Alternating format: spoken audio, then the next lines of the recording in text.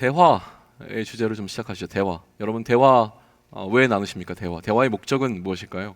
요 근래에 들어서 좀 저도 대화를 굉장히 많이 나눌 기회들이 좀 있었던 것 같아요. 많은 사람들과 좀 오랜 시간에 걸쳐서 대화들을 나눴고, 어제도 계속 대화들을 이어왔었는데, 대화에는 여러 가지 목적이 있을 겁니다. 근데 그 가운데서 특별히 좀 손꼽아서 이야기하고 싶은 대화의 목적은 무엇이냐면, 서로 간의 생각의 차이를 좁히는 가장 좋은 방법 중에 하나가 대화인 것 같아요. 대화를 하다 보면 서로 갖고 있는 생각의 차이들이 좁아지게 되겠죠. 건강한 대화라면 이야기를 하면 할수록 생각의 차이가 더 분명하게 드러나는 것이 아니라, 대화를 하면 할수록 그 생각의 차이가 좁혀지는 것이 건강한 대화일 겁니다. 이제 우리가 지금 보고 있는 바울 서신 가운데 하나인 고린도 후서가 막바지를 향해 가고 있습니다. 지금 12장이 오늘로 이제 마감이 되고 13장 한 장 남아 있는데요. 한 20번에 걸쳐서 21번, 22번에 걸쳐서 이 우리 고린도후서를 쭉 살펴보게 되었던 것 같아요. 그러면 이젠 이쯤 오게 되면 바울이 서신을 통해서 그의 독자들과 대화하고 있고, 서신을 통해서 우리와 대화를 나누고 있는데, 그러면 이 정도 대화를 했으면 어느 정도 서로 간의 생각의 차이가 좁혀 들어야 되는 게 맞는 것 같아요. 그죠? 그러다 보면 이제 우리의 생각을 조금 더 단순화시키고 명확하게 할 필요성들이 있다라는 생각이 듭니다. 그래서 오늘 이 이야기를 좀 하면서 좀 고린도 교회의 교인들과 바울의 멀어진 간격이 좁아지는 것을 우리가 좀 느끼면 좋겠고, 또 우리와 바울의 관계에 있어서도 어떤 그 좀 생각의 차이가, 그 간격이 좁혀지는 시간이 되면 좋겠어요. 그리고 마지막으로 우리와 그리스도와의 관계에 있어서도 그 좀 벌어져 있는 간격들이 좁아질 수 있는 시간이 되면 좋겠다고 하는 것이죠. 일단 우리는 좀 정리하고 넘어가기 원하는 오늘의 키 이슈는 무엇이냐면, 과연 그럼 바울과 고린도 교회 교인들과의 어떤 생각의 차이가 있었는가? 분명하게 나타나는 생각의 차이는 어떤 것인가 라고 하는 것을 한 5가지에 걸쳐서 우리가 좀 정리하고 이야기를 나누면 좋겠습니다. 첫 번째는요, 5가지를 먼저 말씀드릴게요. 이런 5가지 차이를 저는 살펴보려고 합니다. 첫 번째는 기준, 그리고 시선, 방향, 동기, 목적이라고 하는 5가지를 우리가 좀 나눠보려고 해요. 첫 번째 차이는 무엇이냐면 기준의 차이입니다. 기준이 다르다라고 하는 것인데요, 바울과 고린도 교회의 교인들이 갖고 있었던 어떤 기준이 차이가 있다라고 하는 겁니다. 바울이 지금 너희라고 부르는 사람들은, 오늘 보면서 너희라고 부르는 사람들은 고린도 교회 교인들이에요. 그래서 이 너희와 바울과의 생각의 차이, 그러니까 생각의 기준이 좀 달랐던 것인데, 11절 우리 한번 보겠습니다. 11절 찾으시고요. 같이 한 목소리를 읽을 텐데 찾으셨습니까? 같이 있습니다. 내가 어린석은 자가 되었으나 너희가 억지로 시킨 것이니 나는 너희에게 칭찬을 받아 마땅하도다. 내가 아무것도 아니나 지극히 크다는 사도들보다 조금도 부족하지 아니하니라. 내가 어리석은 자가 되었다라고 오늘 본문을 시작하고 있어요, 바울이요. 그러면 어리석음과 지혜로움이라고 하는 것은 어떤 기준에 의해서 구분되는 것이 분명합니다. 어리석음과 지혜로움이라고 하는 것은요, 바울은 왜 자기 자신을 스스로 가리켜 내가 어리석은 자가 되었다라고 이야기를 하고 있는 것일까요? 이것은 사실 지난주에 우리가 나눴던 내용과 연관되어져 있습니다. 지난주에는 무엇을 얘기했습니까? 자신을 어리석다라고 바울이 스스로 평가하는 이유는, 어리석은 자들은 자랑하는 자들이기 때문에 그랬죠. 자랑이 왜 어리석은지에 대해서 설명을 했는데, 어떻게 설명했냐면, 바울은 자랑하는 것을 통하여서 우리가 그리스도에게 머물러 있을 수가 없다. 그러니까 그리스도에게 더 머물러 있기 위해서는 우리가 자랑을 하는 것이 아니라 우리의 약함을 나타내야 된다라고 하는 것을 바울이 우리에게 얘기해 준 것을 기억하시는지 모르겠습니다.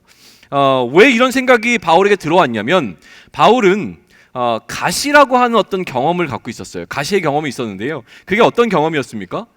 바울은 환상과 계시를 통해서 천국을 경험했던 사람입니다. 우리 가운데 천국을 경험한 사람이 없고 바울만 유일하게 천국을 경험한 사람이었기 때문에 얼마든지 천국을 경험한 자로서 자신은 굉장히 자만하고 교만하게 살 수 있었던 사람임에도 불구하고, 그가 교만하지 못하고 자만하지 못하도록 그를 막아주었던 것이 무엇이냐면, 그가 육체에 갖고 있었던 가시였던 거예요. 그 가시가 무엇인지는 밝혀지지 않았습니다. 그런데 아마 질병의 문제였을 거라고 이해를 합니다. 그가 그토록 하나님께, 하나님 나의 이 질병의 문제를 해결해 주세요 라고 간구했을 때 하나님께서는 허락하지 않으셨죠. 네가 받은 은혜가 족하다라고 이야기했습니다. 다시 얘기하면, 천국을 경험했던 자였지만 여전히 육체 가운데서는 이 가시로 인해서 힘들어하고 있었던 바울의 상황이 자신을 교만하지 못하도록 끌어주는 역할을 했다는 것을 이해하고 난 이후에, 그 다음에 바울은 지금 현재 그가 갖고 있었던 가장 약함이라고 여겨지는 어떤 부분들 뭐였습니까?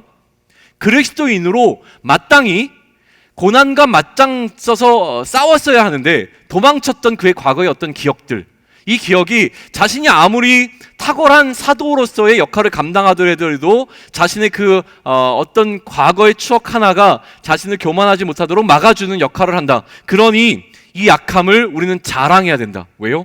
이 약함을 기억하고 우리가 다시금 되새김질 할 때마다 내 능력으로는 도저히 내가 할 수 없는 어떤 것을 깨닫고 오히려 누구를 찾게 된다고요? 그리스도를 찾게 되고 그리스도에게 머물러 있을 수 있는 귀한 은혜가 되어진다는 것을 바울이 이야기했던 것이 지난주의 이야기였습니다. 이처럼 자랑함을 경계하고 있는 바울이었는데도 불구하고 그럼에도 불구하고 오늘은 바울이 무슨 결정을 합니까? 내가 스스로 어리석은 자가 되겠다라고 이야기를 합니다. 그러면 뭘 하겠다는 얘기예요? 자랑 한번 해보겠다는 겁니다. 내가 자랑을 하겠다라고 얘기하고 있는 것이죠. 그런데 이것은요, 그가 기쁨 가운데 하는 것이 아니라 억지로 하는 것이다라고 이야기합니다. 너희가 억지로 시켜서 내가 지금 이렇게 어리석은 자가 되었다. 다시 얘기하면 내가 자랑하는 자가 되었다라는 이야기를 하는 것이죠. 그의 본성과는 완전히 위배되는 것이 자랑하는 상황이었어요. 하기 싫은데 해야 되는 상황인 것이죠. 지난 시간에 천국 다녀왔던 그 바울의 경험을 바울이 이야기할 때요, 처음에 뭐라고 얘기냐면 내가 이 얘기를 하고 싶어서 하는 게 아니야. 마지못해서 내가 얘기를 할 거야. 마지못해서 하는 바울이 어떤 식으로 이 천국을 갔던 자신의 경험을 이야기하냐면 자기 자신의 이야기로 하지 않습니다. 제3자의 이야기인 것처럼 얘기를 해요. 내가 알고 있는 어떤 사람이 천국을 다녀왔다는 사실을 내가 알고 있어 라는 얘기를 하는 것은 무엇이냐면 나는 진짜 이거를 내 경험인데도 불구하고 내 경험으로 얘기하고 싶지 않아 라고 하는 바울의 마음을 반영한 것이 자기의 경험을 어떤 사람에게 입혀서 얘기하고 있는 것으로 보여진다고 하는 거예요. 어쨌든 지금 바울은 그의 본성적으로 그가 바뀌어진 그 본성 가운데서 자기 자신을 자랑하는 것을 극도로 싫어했던 것이 분명합니다. 그런데 내가 이렇게 자랑하는 자로, 어리석은 자로 결정을 하고 났으면 내가 무언가 이야기를 할 때에 당신들이 하는 방식에 당신의 기준에 의해서 이것들을 자랑할 때에 그때 무엇이 생기냐면 나는 마땅히 당신들에게 칭찬을 받을 만하다 라는 이야기가 가능해진다라고 하는 거예요. 당신의 기준들 속에, 너희의 기준 속에서 나는 칭찬받아 마땅한 사람인데 그러면 이제 어떠한 칭찬을 받느냐라고 하는 것이 이슈가 되어지는 것이죠. 여러분이 어떤 기준으로 말하는 지극히 크다는 사도들이 있었습니다. 다시 얘기하면 이 고린도 교회 교인들이 평가하는 어떤 크다고 여겨지는 사도들이 있었던 거예요. 크다라고 여겨지는 사도들은 무엇입니까? 기준이 있는 것이죠. 그 기준에 의해서 그 사도들과 나를 비교했을 때 바울은 내가 전혀 부족함이 없다라는 이야기를 하고 있는 겁니다. 자, 지극히 크다는 사도들은 누구냐면 기본적으로는 예수님의 제자였던 사람들입니다. 그러면 이 예수님의 제자 가운데서 가장 크다고 여겨지는 사람은 누구겠습니까? 베드로가 갑일 거예요. 베드로가 갑입니다. 그러면 이제 바울은 베드로와 소위 얘기하면 배틀을 벌이기 시작합니다. 베드로가 했던, 크다고 여겨지는 베드로가 했던 어떤 것들과 자신을 비교하면서 내가 베드로에 비해서 조금도 부족함이 없는 자라고 하는 것을 나타내는 방식이 되어집니다. 자, 그렇다면 사도들에게 있어서 지극히 크다와 작다를 구분하는 기준이 무엇일까라고 하는 거예요. 당시에는요, 사도들에게만 나타나는 어떠한 가시적인, 눈에 보이는 증거들이 있었습니다. 사도들에게만 나타나는 거예요. 이것이 크게 나타나느냐 작게 나타나느냐에 따라서 큰 사도인가 아니면 작은 사도인가가 구별되어졌다라고 하는 것을 우리는 이해할 필요가 있습니다. 그것에 관한 이야기가 12절인데요. 우리 12절 찾으시고 같이 한 목소리를 읽겠습니다. 같이 읽습니다. 시작. 사도의 표가 된 것은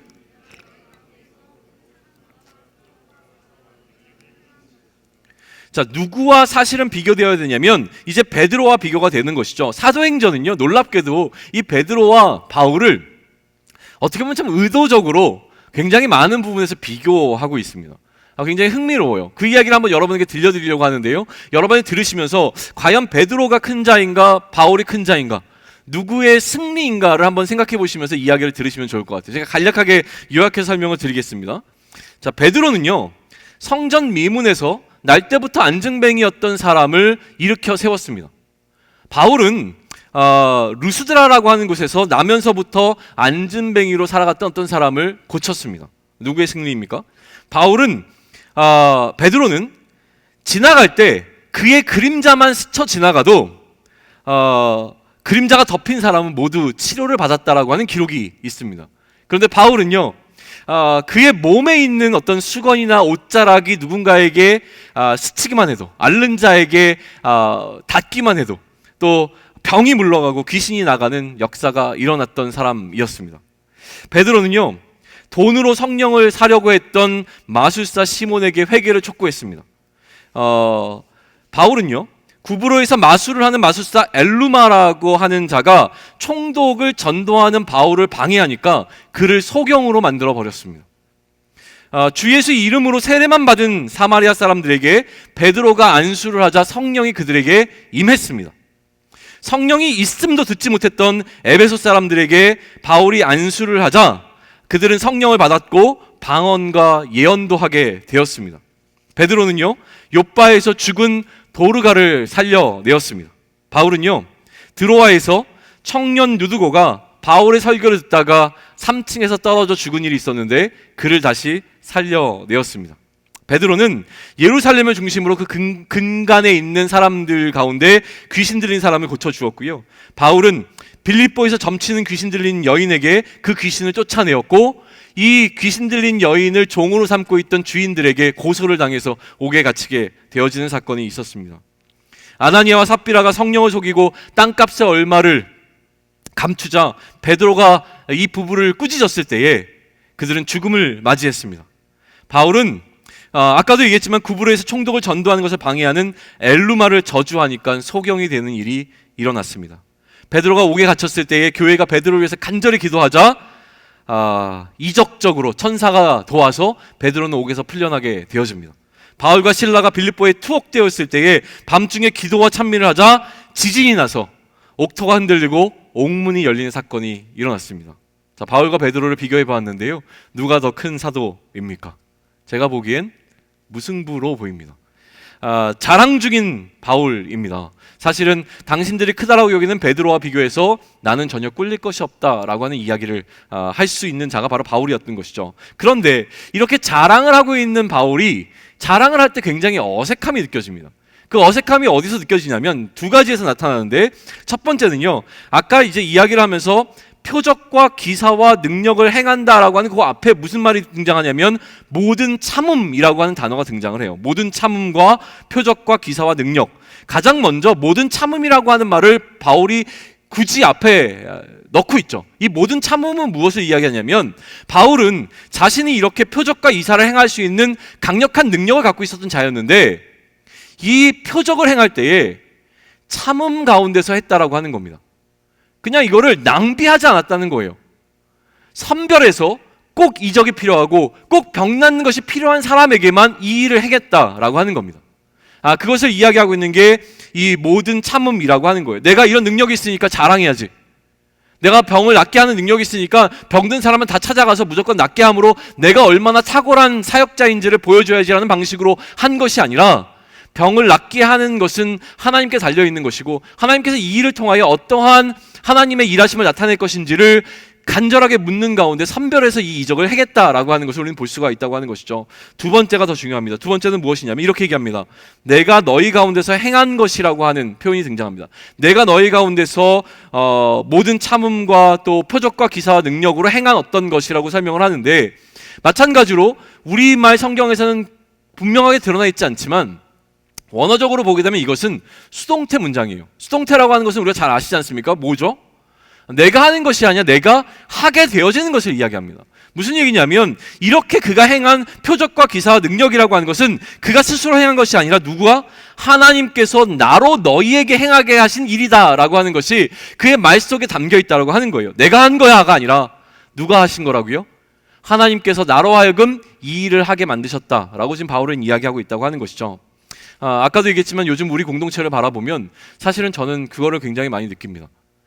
우리 공동체 가운데서 하나님의 일하심이 나타나고 있다라는 생각을 해요. 물론 이전에도 하나님의 일하심이 없었던 건 아닙니다.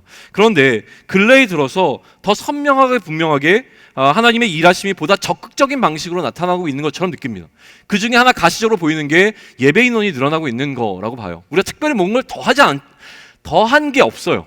우리가 막 뭔가 이벤트를 만들거나 아니면 더 많이 기도하거나 더 많이 뭐 말씀을 보거나 이러지 않았어요. 그런데도 불구하고 사람들이 모이고 또 예배 인원들이 늘어나는 것은 하나님께서 무언가 우리를 통해서 일하고 계시는 것이 나타나는 가시적인 증거 가운데 하나일 것이죠. 그러면 공동체는 움직이기 시작했습니다. 공동체가 움직이고 있을 때 여러분은 어떻게 하셔야 되냐면 멈춰 있으면 안 됩니다. 공동체가 멈춰 있을 때 여러분이 멈춰 있는 것은 아무런 어려움이 되지 않았습니다. 그런데 이제 공동체가 걸어가기 시작합니다. 하나님이 가라고 하신 방향으로 걷기 시작했습니다. 그런데 여전히 내가 여기서 관망하는 자세로 머물러 있으면 이제는 뒤처지게 된다라고 하는 것을 여러분이 깨달으셔야 한다고 하는 것이죠. 함께 걸어가셔야 합니다. 함께 걸어가다가 우리가 또다시 함께 고백해야 되는 것은 무엇이냐면, 여기까지 오게 하신 것이 우리의 능력이 아니라 누가? 하나님께서 우리로 하여금 이렇게 걸어가게 하셨습니다라고 하는 고백을 하는 것, 그게 지금 바울이 이야기하고 있는 그의 자랑함 뒤에 남겨져 있는 불편함이라고 하는 겁니다. 바울이 자신의 삶과 사역에 하나님의 일하심이 어떻게 있었는지를 더욱 선명하게 나타내주는 성경이 있는데 그게 바로 로마서 15장이에요. 그걸 제가 한번 읽어드릴 테니까 여기에 담겨있는 바울의 마음을 좀 우리가 한번 같이 나누면 좋겠습니다. 제가 있습니다. 이 은혜는 곧 나로 이방인을 위하여 그리스도 예수의 일꾼이 되어 하나님의 복음의 제사장 직분을 하게 하사 이방인을 제물로 드리는 것이 성령 안에서 거룩하게 되어 받으실 만하게 하려 하심이라. 그러므로 내가 그리스도 예수 안에서 하나님의 일에 대하여 자랑하는 것이 있거니와 그리스도께서 이방인들을 순종하게 하기 위하여 나를 통하여 역사하신 것. 다시 읽습니다. 그리스도께서 이방인들을 순종하게 하기 위하여 나를 통하여 역사하신 것 외에는 내가 감히 말하지 아니하노라. 그 일은 말과 행위로, 표적과 기사의 능력으로, 성령의 능력으로 이루어졌으며, 그리하여 내가 예루살렘으로부터 두루 행하여 일루니곤까지 그리스도의 복음을 편만하게 전하였노라. 바울은 그의 사역에 있어서 가장 기본적인 것은 무엇이냐면 그리스도께서 하신다라고 하는 겁니다. 그리스도께서 나를 통하여 역사하신 것 외에는 나는 자랑하지 않겠다라고 이야기를 합니다. 그게 바울의 성품이었고 바울이 추구하는 방향이었다라고 하는 것이죠. 그런데 솔직하게 우리 한번 얘기해 보시죠. 이런 고백이 가능합니까? 여러분과 저에게는 그리스도께서 나를 통하여 일하신 그 일하심만 자랑하겠다고 하는 이 고백이 과연 가능할까요? 사실은 내가 잘하는 것은 내가 잘하는 겁니다. 그렇게 나타내고 싶은 게 우리의 기본적인 마음이라고 하는 것이죠. 그런데 바울에게는요, 이러한 멋진 고백이 가능했던 이유가 있었던 것 같습니다. 그래서 고민했는데요, 바울에게는 특별함이 있었습니다. 바울은 왜 그가 열심히 노력해서 이루어낸 성과물인데도 불구하고 이것을 바라보면서 왜 굳이 이것이 내가 행한 것이 아니라, 내가 하나님을 위해서 행한 것이 아니라 하나님께서 나를 통하여 행하신 일이라고 이해하고 그렇게 고백하기 시작했는가라고 하는 것을 좀 나누기를 원하는데요, 바울에게는요, 자기 자신이 아무것도 아니라고 하는 이해가 있었던 것 같습니다. 나는 정말 보잘것없고 나는 아무것도 아니야 라고 하는 그의 생각 속에 들어있는, 뿌리 박혀있는 생각이 있었던 것 같아요.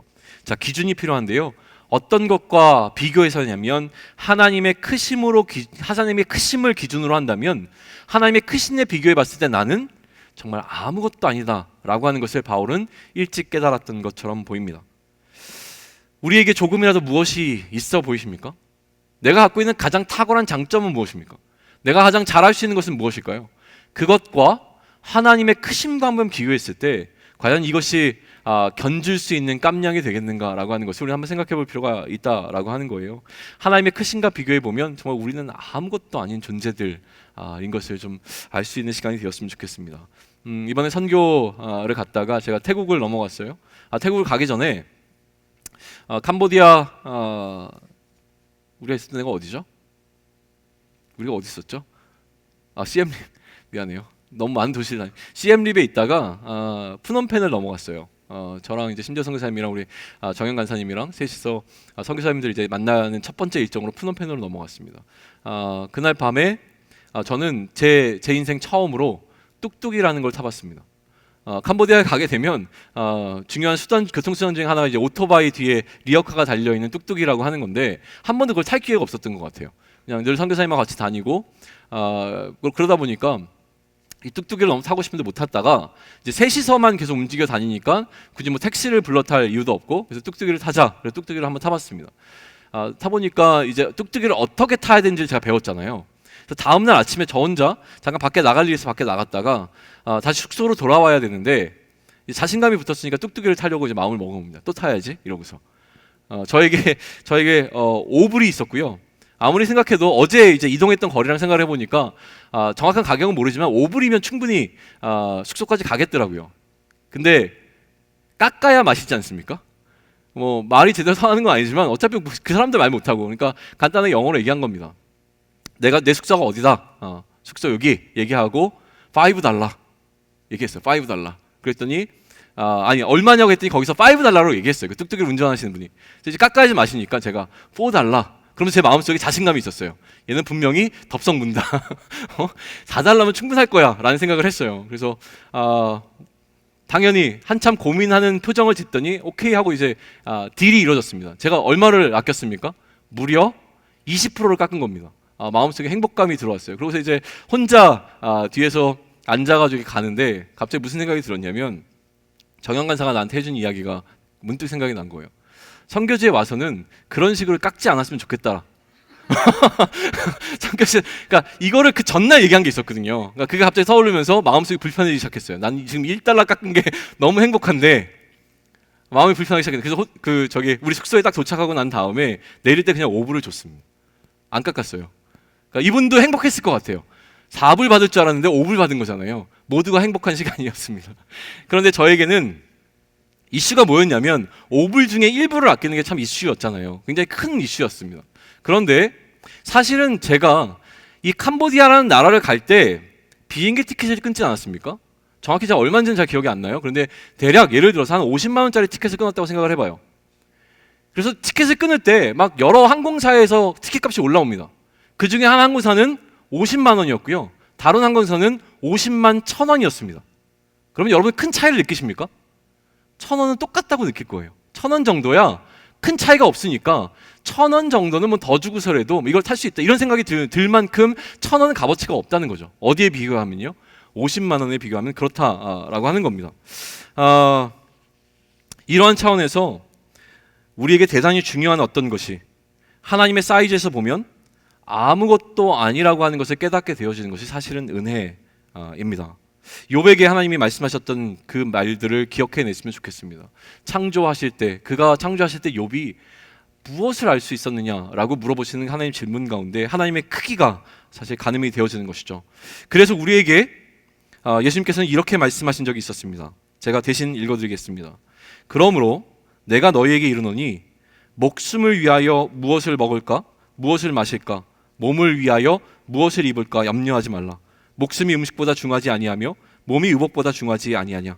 공중의 새를 보라. 심지도 않고 거두지도 않고 창고에 모아들이지도 아니하되 너희 하늘 아버지께서 기르시나니 너희는 이것들보다 귀하지 아니하냐. 너희 중에 누가 염려함으로 그 키를 한 자라도 더할 수 있겠느냐. 또 너희가 어찌 의복을 위하여 염려하느냐. 들의 백합화가 어떻게 자라는가 생각하여 보라. 수고도 아니하고 길쌈도 아니하느니라. 그러나 내가 너희에게 말하노니 솔로몬의 모든 영광으로도 입은 것이 이 꽃 하나만 갖지 못하였느니라.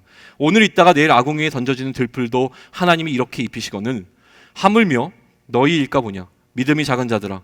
그러므로 염려하여 이르기를 무엇을 먹을까 무엇을 마실까 무엇을 입을까 하지 말라. 이는 다 이방인들이 구하는 것이라. 너희 하늘 아버지께서 이 모든 것이 너희에게 있어야 할 줄 아시느니라. 그런즉 너희는 먼저 그의 나라와 그의 의를 구하라. 그리하면 이 모든 것을 너희에게 더하시리라. 무엇을 이야기합니까? 하나님의 사이즈의 것을 생각하면 지금 우리가 씨름하고 있는 우리의 삶의 일상의 문제들은 가장 작은 것이 되어져 버립니다. 하나님의 크기의 일들을 생각할 때에 하나님께서는 우리의 일상의 필요들을 아시고 채워주신다라고 하는 것으로 우리는 예수님의 말씀을 다시 한번 이해해 볼 수 있는 시간이라고 생각을 합니다. 우리 차원에서 대단히 중요한 어떤 것이 하나님 사이즈에서 보면 아무것도 아님을 깨닫게 되는 것이 은혜라고 하는 말을 다시 한번 강조합니다. 자, 이처럼 첫째는요, 바울과 이들의 자랑함에 있어서는 이러한 기준의 차이가 있었다고 하는 겁니다. 둘째는 고린도 교인들과 바울 사이에 바라보는 시선의 차이가 있었는데요. 13절입니다. 우리 13절 같이 읽겠습니다. 찾으셨습니까? 같이 읽습니다. 내 자신이 너희에게 폐를 끼치지 아니한 일밖에 다른 교회보다 부족하게 한 것이 무엇이 있느냐? 너희는 나의 이 공평하지 못한 것을 용서하라.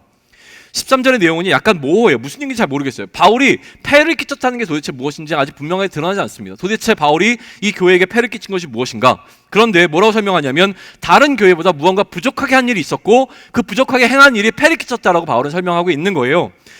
그러므로 이것은 다른 교회들보다 부족하게 내가 행동했기 때문에 공평하지 않았다라는 평가도 스스로 내리고 있는 것이죠. 거기까지 되셨습니까? 그 다음에 구체적인 내용이 14절로부터 18절까지에 이르러서 설명되어주고 있습니다. 제가 읽을 테니까 여러분 눈으로 좀 따라오시면서 바울이 어떠한 폐를 끼쳤는가를 좀 찾아보면 좋을 것 같습니다. 14절부터 있습니다.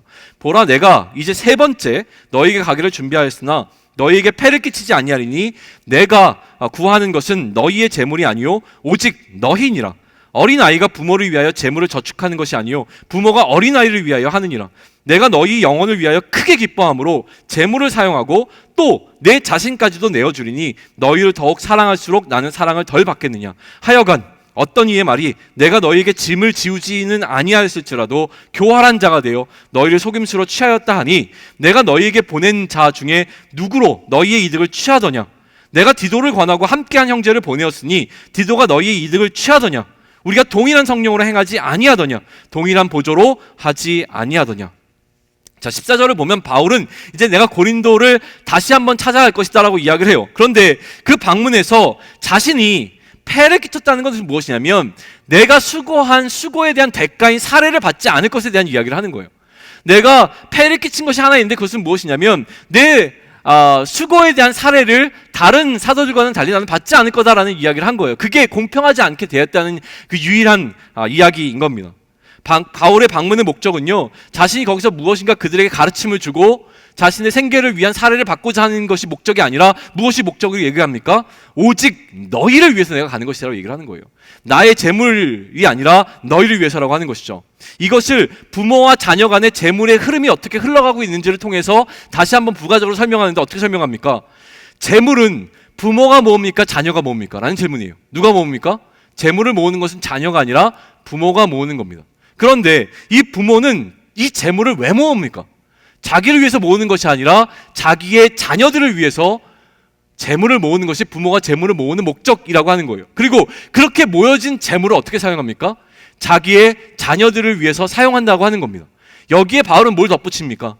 내가 모은 재물을 너희를 위해서 사용하는 것뿐만이 아니라 나의 모든 것을 너희를 위해서 기꺼이 내어줄 준비가 되어 있는 것이 나다라는 설명을 하고 있는 게 아까 읽은 본문의 내용이라고 하는 거예요. 그런데요, 굉장히 건강해 보이는 이 바울의 이야기에 사실은 감동을 받아야 되는 거잖아요. 와, 바울 진짜 멋지다. 자신을 위해서 하는 것이 아니라 우리를 위해서 재물을 모으고 우리를 위해서 재물을 쓰는 것뿐만이 아니라 자기 자신까지도 기꺼이 우리에게 내어줄 수 있는 사람이 바울이라면 감동을 받아야 되는데 참 세상 일은 그렇지 않은 것 같아요. 이렇게 행동하고 있는 바울을 향해서 여전히 비난이 있었던 것처럼 보입니다.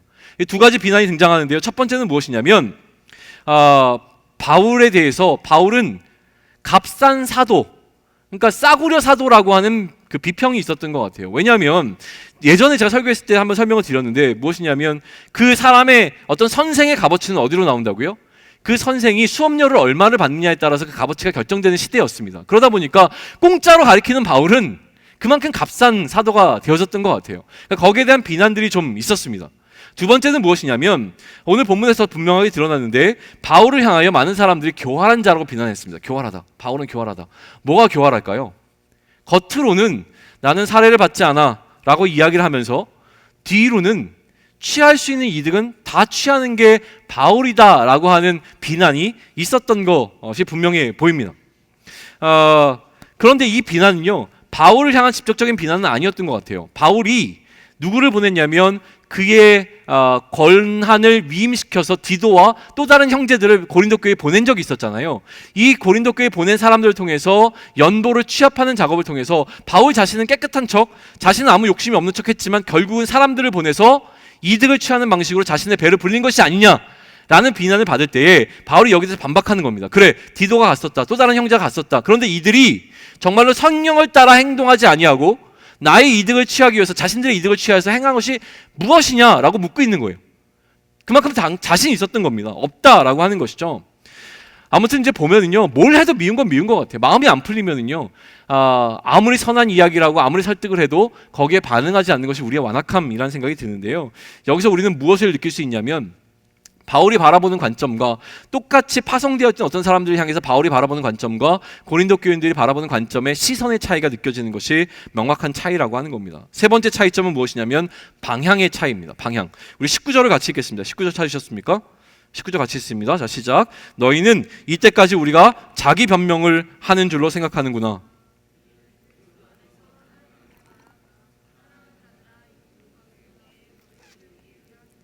바울이 지금 이렇게 편지를 쓰는 것이 바울이 자신을 변호한다고 생각하는 것이 우리 또한 일반적으로 생각해 왔던 겁니다. 이제 막 바울은 자신이 진짜 사도라는 것을 변호하고 또 다른 사람들 설득하기 위해서 편지를 쓴다라고 했던 것은 우리가 처음부터 얘기해 왔던 거예요. 그런데 지금 우리를 당황스럽게 하는 것은 무엇이냐면 바울은 이렇게 얘기해요. 지금 내가 나의 사도의 권한을 변호하는 이유는 나를 위한 것이 아니라 여러분을 위한 것입니다 라고 설명할 때에 우리는 약간 소위 얘기하면 멘붕을 느껴야 되는 것이죠. 지금 바울이 자신의 사도권을 변호하는 유일한 이유는, 자신이 참 사도라는 것을 이야기하는 이유는 자신의 자존심 혹은 자신의 자존감이나 자신의 인정받음 때문이 아니라는 거예요. 뭐 때문이라고 설명합니까? 여러분의 덕을 위하여서, 여러분의 덕을 세움을 위해서 지금 나는 내가 사도라는 사실을 간절하게 변호하고 있는 겁니다 라는 이야기를 해요. 이거를 좀 우리가 이해할 필요가 있지 않겠습니까? 그러면 덕을 세운다는 것은 무엇입니까? 덕을 세운다는 것, 도대체 덕은 어떻게 세워지는 겁니까? 라는 것이죠. 바울은요, 자신이 고린도 교회의 사도로 인정받지 못하는 것이 자신이 전하고 있는 복음이 인정받지 못하고 있는 것과 동일시였습니다. 자신이 전하는 컨텐츠인 이 복음을 인정받는다고 하는 것은 그가 사도됨을 인정받는 것과 동일한 이유였다고 하는 것이죠. 그러니 자신이 사도로 받아들여져야 되는 것이 우선이었다고 하는 거예요. 그리고 이들이 자신을 사도로 인정하고 난 이후에, 자신이 전하고 있는 복음을 받아들이고 난 이후에 자신을 본받을 것을 이야기합니다. 내가 그리스도를 본받으려고 애쓰고 노력하는 것처럼 나를 본받아야 되는데, 나를 본받기 위해서는 먼저 무엇이 필요합니까? 바울을 본받기 위해서는 바울을 사도로 인정해 주는 것이 필요했기 때문에 자신이 진짜 사도라고 하는 것을 밝히기 위해서 애쓰고 노력하는 것이 이 고린도후서에서 보이고 있는 노력이라고 하는 거예요. 우리는 이제 좀 알게 되어집니다. 바울은 단순히 이 서신을 쓰는 목적이 자신이 억울하거나 자기 자신을 변명하게 쓰는 것이 아니라 철저하게 고린도 교인들의 영혼을 위하여서, 그들의 목양적인 차원에서 그들을 돌보기 위해서 쓰고 있다라고 하는 것을 좀 이해해 볼 필요가 있다고 하는 것이 지금 이야기입니다. 네 번째 차이는 무엇이냐면, 무언가 행동을 유발하는 동기에 있어서 차이가 보여집니다. 이것은요, 어떤 특정한 오늘 본문 속에 들어있는 것이 아니라 오늘 본문 전체 속에서 녹아있는 이야기인데, 이렇게 설명해 볼 수 있습니다.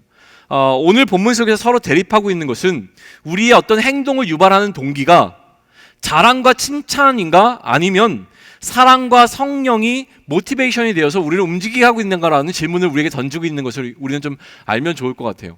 자, 우리가 무언가를 합니다.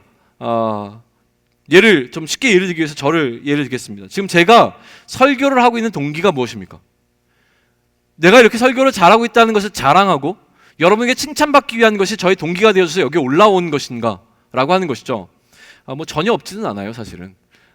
거기서 벗어난 지 얼마 안 됐습니다. 여전히 지난번에 얘기했지만 유튜브의 조회수가 중요하고 거기에 누가 얼마나 많이 덤즈업, 그러니까 라이크를 찍어주느냐가 제 기분을 좋게 만들기도 하고 나쁘게 만들기도 합니다. 그렇다고 일부러 이렇게 되는 거 누르지 마세요. 추적할 수가 없어서 갑갑하긴 하지만 가끔 누르는 사람들이 있어요. 왜 누르지? 이 생각이 들어요. 아무튼 그래요. 설교가 마음에 안 들었나 보죠. 상처받았습니다. 어쨌든 지금 많이 자유로워졌어요. 근데 칭찬과 자랑으로 행한다고 하는 것을 이해하는 것은 어렵지 않아요. 근데 어려운 것은 무엇이냐면 사랑과 성령으로 행하는 것이 무엇인지를 아는 것은 좀 어려운 것 같아요. 도대체 사랑과 성령이 동기가 되어서 행동하는 것은 무엇입니까? 여러분이 오늘을 살아가면서 내가 살아가는 동기가 사랑과 성령 때문에 그러니까 행동하는 거야 라고 하는 것을 여러분들 어떻게 이해할 수 있겠어요? 여기서 저에게 또 미쳐서 얘기하겠습니다. 저도 이제 얼마 전에 그러니까 오랜 시간이 흐르기 전에 깨닫게 되어진 건데요. 사랑과 성령으로 동기부여가 돼서 설교를 한다는 것은 이런 거라는 생각이 좀 들었어요. 뭐냐면 제가 사실은 작년 여름 전까지만 해도, 작년 이맘때만 해도 하나님과 사이가 그렇게 좋지 않았습니다. 하나님과 사이가 굉장히 불편했어요. 여러 번 얘기해서 여러분들 이제 아마 다 아실 거예요. 그러니까 삐졌었습니다, 하나님한테.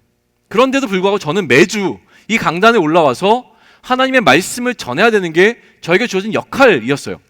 그러니까 하나님과의 관계가 굉장히 불편한데 불구하고 저는 늘 여기 서가지고 뭘 얘기하냐면 하나님이 얼마나 좋으신 분인지, 하나님이 얼마나 크신 분인지, 하나님이 얼마나, 말도 잘, 할머니가 아니라 하나님이 얼마나 사랑스러우신 분인지를 여러분에게 역설적으로 얘기를 해야 돼요. 근데 저는 그 하나님의 사랑도 느끼지 못하고 그 하나님이 그게 대단한 분이라고 느끼지 못합니다. 관계가 지금 틀어져 있으니까요.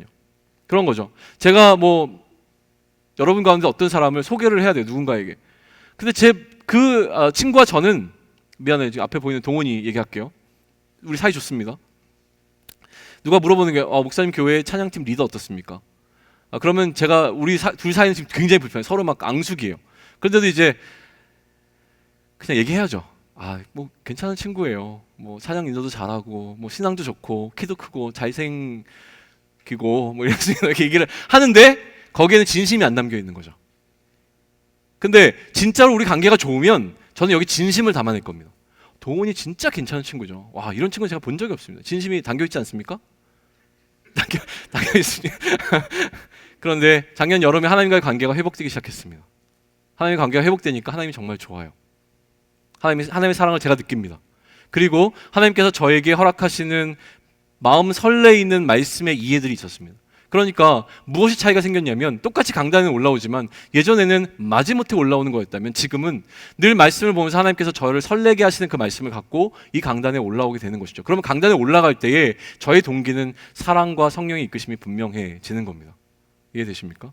이것을 여러분에게 전하고 싶은 거예요. 저에게 맡겨진 여러분들에게 제가 느꼈던 이 동일한 감동과 설렘들을 전하기 위해서 올라오는 이게 우리의 행동의 동기가 되어진다라고 하는 것이죠. 다섯 번째 차이는 삶의 목적이 다른 겁니다. 얼마 안 남았습니다. 조금 말로 빨리 할게요. 15절부터 17절까지를 우리 한 목소리 같이 읽으면 좋을 것 같아요. 같이 읽습니다. 시작. 내가 너희 영혼을 위하여 크게 기뻐함으로 재물을 사용하고 또 내 자신까지도 내어주리니 너희를 더욱 사랑할수록 나는 사랑을 덜 받겠느냐. 하여간 어떤 이의 말이 내가 너희에게 짐을 지우지는 아니하였을지라도 교활한 자가 되어 너희를 속임수로 취하였다 하니 내가 너희에게 보낸 자 중에 누구로 너희의 이득을 취하더냐.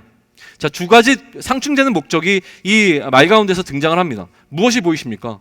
하나는 취하였다, 취하더냐라고 하는 말에서 보여지는 무엇을 취함이라고 하는 개념입니다. 또 하나는 뭐가 보입니까?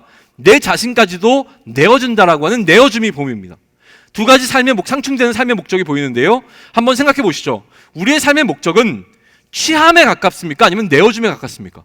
여러분의 삶의 목적은, 이거 굉장히 중요한 겁니다. 여러분들의 삶의 목적은 취하기 위해서 움직입니까? 아니면 내어주기 위해서 살아가고 있습니까? 라는 질문 던집니다. 이게 오늘 여러분께서 목장 나눔을 시간을 통해서 함께 나누셔야 될 이야기입니다. 태국을 아까도 갔던 이야기를 잠깐 했었는데, 아까는 죄송합니다. 캄보디아였고, 캄보디아에서 태국으로 넘어갔다가 거기서 심재호 선교사님의 친구분을 만났어요. 이 친구분은 누구였냐면, 원래는 선교사로 헌신해서, 평신도 선교사로 헌신해서 몇 년 동안 선교사로 태국에서 일했던 분이었어요. 그런데 특별한 어떤 이유가 있어서 선교 단체에서 나와서 다시 직장에 취직하신 분이었거든요. 그분을 만나서 교제하는 가운데 제 안에서 어떤 질문이 일어났냐면, 이거 꼭 물어보고 싶다는 생각이 하나 들었어요. 그 질문은 이거였어요.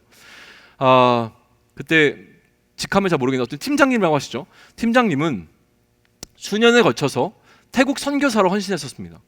태국 선교사로 일하시다가 지금은 선교사의 자리에서 내려와 일반 직장에서 직장 생활을 하고 있는데, 그러면 선교사로서 선교에 임했을 때와 지금은 선교사가 아닌 그냥 일반 성도로서 선교적인 삶을 살아가는 거에 있어서 어떤 차이가 있는지가 너무 궁금합니다. 사실은 선교사가 아니라 이렇게 일상 가운데서 선교적인 삶을 살아가고 있는 삶의 이야기가 우리 청년들에게는 너무 도전이 될 것 같습니다. 그 이야기를 한번 듣고 싶습니다라는 질문을 던졌을 때에 이런 이야기를 해주셨어요. 무슨 이야기냐면, 이게 선교적인 삶인지는 잘 모르겠지만 저는 삶이 이렇게 삽니다. 저는 직장 생활을 이렇게 하고 있습니다라고 얘기를 해줬는데, 그분이 하는 역할은 무엇이었냐면 계약을 따오는 일이었어요. 어떤 회사에 계약을 따오는 일이었는데, 자신이 계약을 따올 때에 그냥 자신과 회사의 어떤 업적이 아니라 성과를 높이기 위해서 이 일을 하는 것이 아니라 내가 이 계약을 따옴으로 말미암아 우리 공장이 돌아가고, 이 공장이 돌아갈 때에 거기서 일하는 많은 사람들이 먹고 살 수 있게 되어진다. 그러니까 이것은 그 많은 이 회사에 딸려있는 식구들과 그 식구들의 가족들까지의 어떤 생계 문제가 달려있는 부분이기 때문에 나는 이 계약을 하나하나 성사할 때마다 하나님께 기도하는 간절함으로 나아갑니다. 이게 나에게 주어진 사명이라고 생각하고, 이것이 나에게 선교적 비전이라고 생각하고, 나는 기도하면서 하나하나 이 계약을 따갑니다 라고 하는 이야기를 하는 것이죠. 그러니 그는 단순히 월급을 받는 직장인에서 하나님께서 자신에게 주신 이 선교적인 사명, 가지고 성과를 위해서 일하는 것이 아니라 자신에게 주어진 이 사명을 따라 움직이는 삶을 살아가고 있는 자가 되었다라고 하는 것이죠. 이게 아까도 얘기했던 그거 바울이 이야기하는 것과 동일한 이야기라고 저는 생각을 합니다. 무슨 이야기였습니까? 내가 구하는 것은 너희의 재물이 아니라 오직 너희라고 하는 말이라고 하는 것이죠.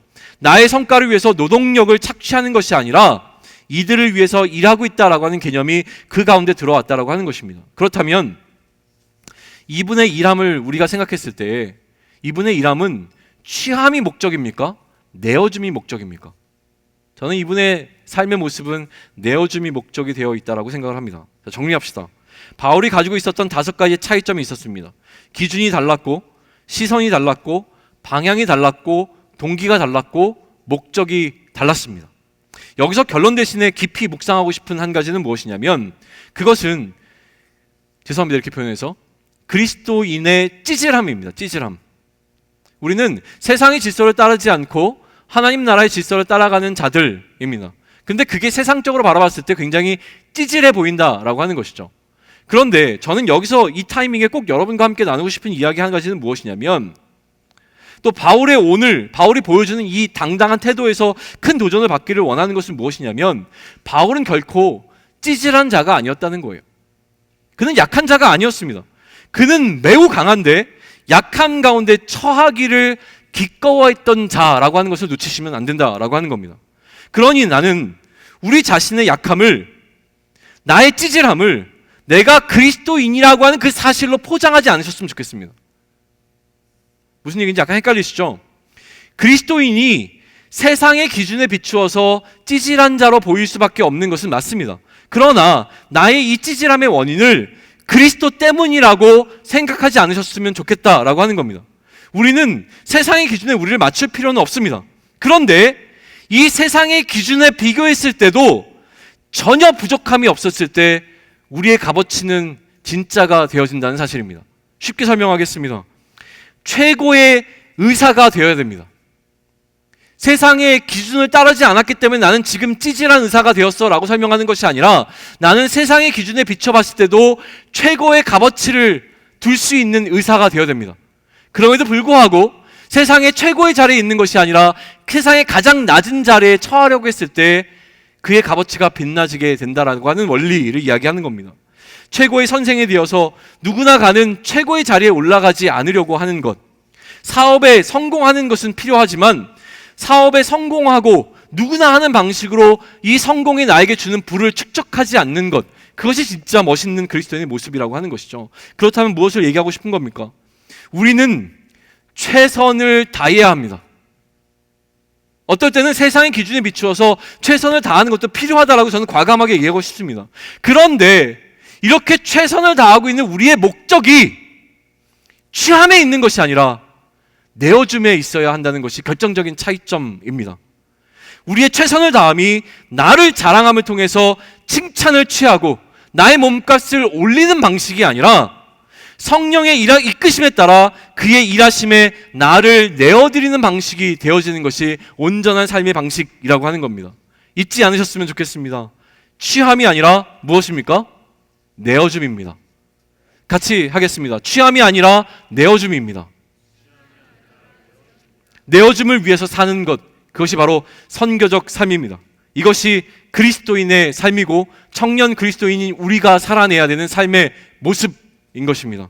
그 삶 살아내기를 주님의 이름으로 축원합니다. 우리 같이 일어나서 찬양으로 좀 결단하는 시간 갖도록 하겠습니다.